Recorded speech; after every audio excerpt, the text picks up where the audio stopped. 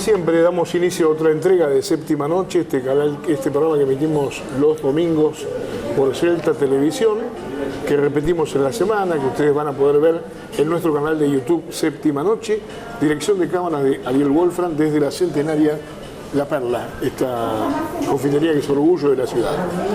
Hoy vamos a hablar de historia. Hemos convocado a un profesor joven de quien tenemos muy buenas referencias y por eso con todo gusto lo sumamos a este espacio televisivo. Se llama Elías Amado. ¿Cómo te va, Elías? Muy bien. Gusto recibirte. Gracias por invitarme. Joven, ¿cuántos años? 42. 42. Recibido de profesor de historia en la Universidad del Centro. En la Universidad del Centro. Tandil. ¿Hace unos cuantos años? 2006. 2006. ¿Por qué, siendo joven, te gustó esto? Que normalmente los jóvenes eligen otras cosas, ¿no? Para estudiar. Sí. Bueno, capaz que era mi camino de aburrido, pero mirá, te cuento, yo estudié acá en la Escuela Técnica, ¿viste? Y en la Escuela Técnica todos terminamos estudiando ingeniería o algo por el estilo. Claro, bueno, yo empecé estudiando un año de ingeniería, empecé estudiando sistemas, lo cual me fue bien, todo, pero es como que a mitad de año me di cuenta de que no quiero vivir de esto. Y lo que siempre tuve como hobby, que era la historia, digo, me la voy a jugar. Y bueno, y arranqué y terminé. ¿Siempre tuviste el hobby de la historia? ¿De qué forma? ¿De cuando estudiabas en la primaria? Mirá, ¿te entró a simpatizar un poco el tema? Hay dos cosas centrales. Primero, a mí me marcó un poco el hecho de los actos y las formas en que antes se participaba en los actos. Sí, claro. ¿Viste? Porque, bueno, más o menos algunas fechas, algunas referencias. Y la otra parte es mi viejo que fue peronista, pero peronista de los de antes. Sí, no. Peronista de Perón. Sí. De Perón, nada de Menem ni de Kirchner. Y él seguía mucho la política. Siempre, que me acuerdo que a mí me gustaba el fútbol y a veces jugaba, yo soy fanático de River, y por ahí jugaba River o algo y no, Hola, gracias. ¿cómo estás? Muy bien. Y bueno, y me quedaba con las ganas de mirar y bueno, me tenía que comer o Tiempo Nuevo o el programa de Grondona. Y claro, y uno, quieras o no, uno va captando algunas cosas y después como que uno está atento a la realidad. Claro. Sí, es más, yo me acuerdo ya en secundario, quinto, sexto año, y algunos se me reían porque como yo había algunas cosas de política y esa que yo entendía y los demás por ahí estaban en otra, por la edad, así que bueno, y eso más alguna cosa de historia, que siempre me gustaba de historia antigua y eso, que de los primeros años de secundario, y bueno. Para muchos jóvenes la historia antigua es una cosa muy aburrida, porque por ahí de pronto encontrarse con los próceres de la Argentina por ahí es más cotidiano, ¿no? Sí. Pero la historia antigua, donde tenés los reyes y toda la sucesión de reyes bueno, se hace más difícil, ¿no? Sobre la historia antigua pasa una cuestión trascendental para estudiarla. Si la tenés que estudiar para un profesorado, es más denso porque tenés que mirar muchas fuentes arqueológicas, fuentes en algunos casos bíblicas, más fuentes antropológicas. Y por otro lado, tenés la otra parte, que la historia se trata de construir desde su entramado social, su entramado económico. Correcto. Entonces, cuando se llega a eso, es una parte entretenida. ¿Sí? Claro. Lo que pasa es que para llegar a eso tenés que ver lo otro. Claro. ¿Sí? Claro. Cuando enseñás, pues yo estoy en el profesorado de historia. Enseñando, digo. Y entonces la historia antigua tiene ese problema. Yo doy, por ejemplo, historia precolombina. ¿Sí? México, los Andes, Brasil, algo de Argentina. Y claro, la gente cree que es maya, incas y aztecas, y hay muchas civilizaciones más, y civilizaciones que fueron tan importantes como estas. Y claro, tenés que comerte toda la parte de arqueología. ¿Por qué? Porque mucho de eso es teoría. Son hipótesis, todavía no está comprobado. Se ha hecho con lo que se ha podido. Claro, y ha quedado muchísimo reservorio cultural de aquellas épocas, ¿no? Sí. Hay fuentes arqueológicas, hay espacios arqueológicos. ¿Serviste cuando gustes? Sí, está bien. Más todos los estudios que se han echado, estudios antropológicos, ¿sí? Estudios históricos y demás, lo que ha llevado a que se pueda, digamos, dilucidar un poco más lo que ha pasado en América Latina o en la historia asiática, la historia antigua asiática, la propia historia europea. Sí. Sí, eso ya es un avance, pero bueno, En la escuela secundaria pasa que no ves eso, vas derecho al grano, vas a lo que tenés que saber de cómo se construye un estado, de cómo era esa civilización culturalmente, por ejemplo, hablar de Grecia, hablar de la primera democracia, pero no era la democracia como la conocemos hoy, pero fue la primera democracia.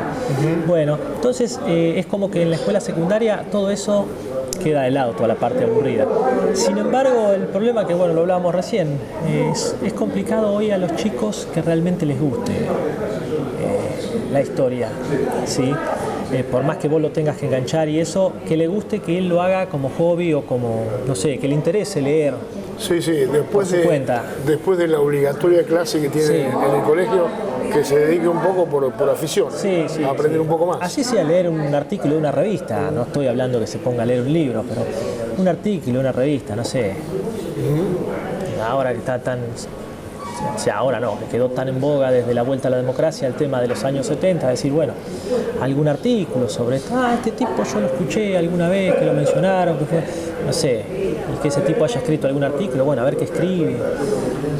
No, es como que es muy difícil sacarlos del... Claro, hay, bueno, monumentos absolutamente conocidos en Roma, en Atenas, en lugares así que dan material para estudiar mucho ese tema, ¿no? Por supuesto, hoy, más que nada hoy con el avance de la informática, que las imágenes las tenés al momento y las historias también, ¿no? Mirá, vos sabés que le cuento a los alumnos que cuando yo estaba estudiando tenías que ir a un ciber. Claro. Esto no existía. Sí, cuando yo estudiaba tenías que ir a un libro, no existían los ciber tampoco existían. Entonces, ¿qué pasaba? Nosotros normalmente íbamos a la biblioteca de la facultad, pero cuando no estaba la biblioteca, porque era tarde o algo, viste que los horarios de estudiantes son totalmente atravesados, y me iba a algún ciber ahí a la vuelta, vamos a suponer, precisaba información, no sé, de Julio César. Bueno, me iba al ciber, buscaba la información, la seleccionaba todo, le decía que me la impriman y me lo llevaba a mi casa. No le decía que me impriman las fotos, pero por lo menos la información y las fotos las miraba ahí como para tener una idea. Sí. Entonces, bueno, ibas complementando, ibas como para más o menos ir avanzando, porque si no a veces te quedabas con algo que te mencionaban y decís, ¿de dónde lo saco esto? Hoy los chicos tienen todo al alcance de la mano. Yo siempre les recomendaba en otras épocas tener siempre un diccionario al lado. Hoy ni el diccionario precisa. Hoy tenés que buscar una definición o algo. Claro. Contame, en ese proceso histórico de la transformación del mundo, los zares, los reyes, los militares que se querían quedar con gran parte de los territorios sobre los cuales avanzaban para hacerse un poco dueño de la situación, ¿no? Sí, hubo casos. Sí. Mirá, todos esos personajes que han tendido a ampliar el territorio y hacerse... nunca están solos. Hay gente que siempre hay alguien detrás que los está apoyando, ¿sí? Siempre hay una élite que los está apoyando, no es que es el poder propio. Hoy pasa lo mismo. Toda la historia pasó lo mismo, no es una persona sola que dice yo quiero todo esto porque quiero y nada más, no. Hay intereses económicos primero, pero después tenés intereses estratégicos, geopolíticos, claro. Los cuales como estadistas, por un lado, ven que conviene ampliarse para acá o para aquel otro lado, y como representante de ciertos intereses también. ¿Sí? Entonces, no es una cuestión, nunca fue una cuestión de una sola persona, que eso es por ahí lo que se malinterpreta o se tiende a enseñar como que una persona por capricho o por... No. ¿Qué casos recordás de eso? No, de expansión, te puedo hablar desde Hammurabi de Babilonia, te puedo hablar de Ramsés II, qué sé yo. ¿Más acá en el tiempo? No, es más acá en el tiempo, no, bueno, ahora, podemos hablar de zares, incluso de reyes en épocas del absolutismo, bueno, el propio Carlomagno, ¿sí? El propio Carlomagno que intenta reinstalar el Imperio Romano Occidental, ¿sí? Lo que pasa es que, bueno, lo de Carlomagno, como lo de Napoleón, ¿sí? Tiene mucho más que ver con el interés personal, ¿sí? Con la ambición personal, más allá de todos los intereses que había. Él tenía un interés de que, dicho sea de paso, cuando él muere, el imperio se empieza a desmembrar. Y después están las familias, ¿no? Que han familias de reyes que han ido sucediendo. Las casas se llama eso. Las casas. Ajá, claro. Los linajes. Sí, los linajes, claro, que se han ido a lo largo de cientos de años perpetuando en el poder, ¿no? Siguen, si hoy siguen, ¿cuáles son las familias más ricas del mundo hoy? Siguen siendo Morgan, Rockefeller, Rothschild. Bueno, es más, se casan entre ellos, no es que no se casan con un tipo que sale de la fábrica a estilar, no, se casan entre ellos. Entonces como que ellos van llevando adelante esa misma visión. Esas grandes familias, puede pasar dos cosas con esas grandes familias. La primera es tratar de afianzarse en el poder y quedarse en el poder. Sí. En otros casos, se hacen fuertes políticamente, económicamente, sin embargo, no acceden al poder, siguen actuando entre las sombras. Ajá, claro. Mira, casualmente anoche estaba escuchando a un periodista que yo sigo mucho, que es Alconada Amón. Sí. Y bueno, justo estaba hablando del caso de una entrevista vieja de cuando presentó el libro La raíz de todos los males, que habla de la raíz de la corrupción en la Argentina. Y estaba contando de cuando lo invitaron a una cena, que ahí lo conoció a Lula, que él mismo dice, no, Lula es una persona extraordinaria, que no espera que Alconada Amón diga, no, es un populista, no, dice, es una persona para votar. Dice. Y contaba que estaba Odebrecht en la reunión. Sí. Y no sé qué presidente se acercó, como si estuviera sentado en ese sillón, y se acerca un presidente, y el tipo cuando lo ve que está, después, ahora estoy hablando, le dijo. El presidente pegó media vuelta y se fue. Fíjate el poder que tenía. Claro. Bueno, eso... Era un empresario. Odebrecht, del famoso caso sí, claro. El jefe. Sí, correcto. No, pensé que alguien que estaba hablando con Odebrecht. No, era el mismo Odebrecht. El mismo Odebrecht. Bien. Así que eso existió siempre. Claro, familias que siguen actuando en las sombras, digamos. Sí.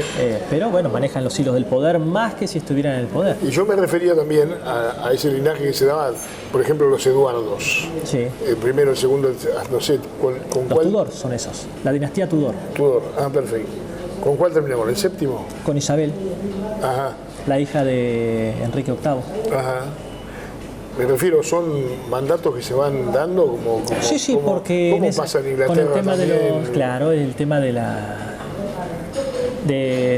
descendencia. Sí. Es la descendencia lo que demarca Pero no quiere decir la continuidad en el cargo. No quiere decir que los descendientes siempre sean mejores que los anteriores. No. Se ha dado eso. Puede ser o no, eso es una lotería. Claro. Eso como una elección. Ajá. Por más que lo vote el pueblo, tampoco nos garantiza nada. Seguro. Sí. O sea, hay un tema, como te decía recién, de este señor de Odebrecht. Los intereses que se juegan detrás son totalmente diferentes a lo que nosotros vemos por televisión o lo que nosotros vemos cada día. A ellos no les importa que hay que asfaltar la esquina o que hay que llevar el gas a tal provincia. Ellos están jugando con otros intereses de quienes bancaron la campaña, de quienes... Bueno. ¿Pasó lo mismo, por ejemplo, en Argentina, en el nacimiento de este país? En cuanto hubo a... grandes digamos, dueños de territorios que se fueron adueñando. No es que se fueron adueñando. Familias. Esto viene desde la colonia. Claro. Con las famosas mercedes de tierra. Los reyes cedían tierras, mercedes de tierras, ¿sí? Los cuales las familias que se instalaban, familias obviamente españolas, con el tiempo iban creciendo su poder de influencia política y demás, y con el tiempo algunas cayeron y otras hicieron un poder tremendo, un poder enorme. Bueno, esas familias lograron llegar a épocas de la independencia siendo familias muy fuertes. Esto arrancó en el siglo XVI, ¿sí? Siendo familias muy fuertes que jugaban un rol político importante, dentro incluso de los intereses de los independentistas. ¿Sí? Eso está en todos lados. Esos intereses de esas familias poderosas estuvo siempre. Y después, obviamente, esas familias después se hicieron fuertes durante todo el proceso, no solamente revolucionario, sino el proceso posterior, y después con la construcción del Estado Nacional mucho más. Por ejemplo, la conquista, todas las veces que se hizo conquista al desierto, la cesión de tierra siempre fue, más allá de que en la provincia de Buenos Aires en la década del 20 se da la ley de enfiteusis, que es la cesión de tierras, ¿sí?, a gente que pagaba un canon, un pequeño canon, ¿sí?, de arrendamiento anual, que era nada, ¿sí?, para la idea de fomentar pequeños productores. Claro. Pero después, con el tiempo, esas tierras fueron quedando en manos de unos pocos. En esa época, por ejemplo, Nicolás Anchorena fue el máximo terrateniente de la provincia de Buenos Aires, de la Argentina, no sé, no me acuerdo cuántas miles de hectáreas tenía, y se jactaba de nunca haber pisado una estancia. Anchorena, primo hermano de Rosas. Sí, eso siempre existió. Y bueno, y hay temas, bueno, muy discutidos hasta hoy, desde el fondo de los tiempos. Por ejemplo, lo de Roca, si fue bueno o no fue bueno. Bueno, mirá, tanta cosa, ¿no? hay que es uno de los grandes problemas que yo siempre les marco a los alumnos. Ustedes no tienen que ponerse del lado de nadie. Ustedes se tienen que poner del lado de la historia y contar todo lo que hizo. Después las conclusiones quedan a cargo del que escucha, Claro. del que recibe. A Roca lo podemos ver desde el lado malo con el tema del genocidio indígena. Sí. Pero tiene una parte buena, que es la construcción del Estado. Y cómo fomentó la soberanía también. Hoy nosotros tenemos una Antártida gracias a Roca. ¿Sí? Por ejemplo, entre otras cosas. Entonces, vos tenés que contar una cosa y la otra. Correcto. Después vos, a ver, el propio Perón. ¿Sí? El propio Perón tiene su lado bueno y su lado malo también. ¿Sí? Bueno. Si te agarra un profesor peronista, te va a decir que hasta lo malo fue bueno. Claro. ¿Viste? Y vos no tenés que decir ni que fue bueno ni fue malo. Vos tenés que decir hizo esto, pero también hizo esto. Claro. Y después queda a criterio del que lo recibe y cómo lo asimila.